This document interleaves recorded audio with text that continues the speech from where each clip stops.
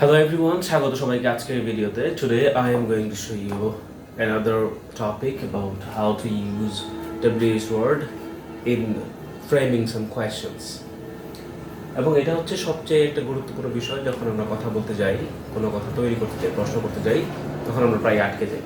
তো আজকে আমি দেখাবো মাত্র এই ছোট্ট একটা সেন্টেন্স ব্যবহার করে যে কিভাবে আমরা একাধিক প্রশ্ন তৈরি করতে পারি।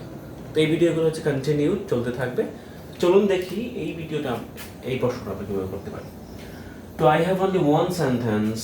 The sentence is he goes. The sentence is from present simple tense.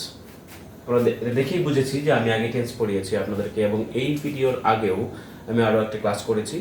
সেখানে আরও বেশ কয়েকটি WH ওয়ার্ড ছিল যেগুলো ব্যবহার করে আমরা এই ক্লাসগুলো করতে পেরেছি।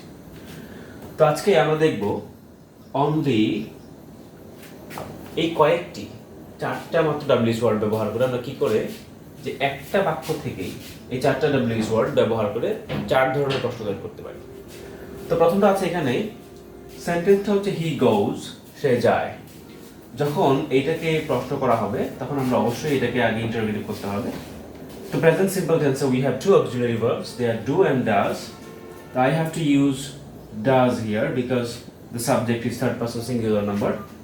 Does and the subject and the verb in base form and question mark. Does he go? সে কি যায়?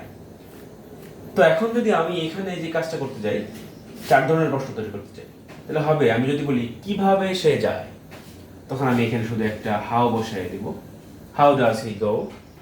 এখন যদি বলা হয় সে কখন যায়, তখন আমি শুধু এখানে বসাই দিব when does he go।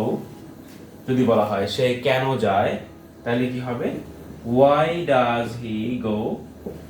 এখন যদি বলা হয় সে কোথায় যায়, তাহলে আমরা এখানে শুধু একটা কি বসাই দিব where does he go। There is only sentence but I have made 4 questions using 4 different WH word.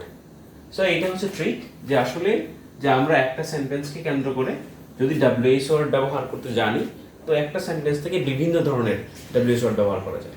তো আপনি যদি এই কোয়েশ্চেনগুলো কাউকে জিজ্ঞেস করেন যে হাউ ডাজ হি গো, সে কিভাবে যায়, তো আপনার পার্টনার উত্তর দিতে পারবে when does he go, সে কখন যায়, তখন একটা অ্যান্সার আসবে why does he go, সে কেন যায়, এটার একটা অ্যান্সার আসবে where does he go, সে কোথায় যায়, এখানে অ্যান্সার আসবে।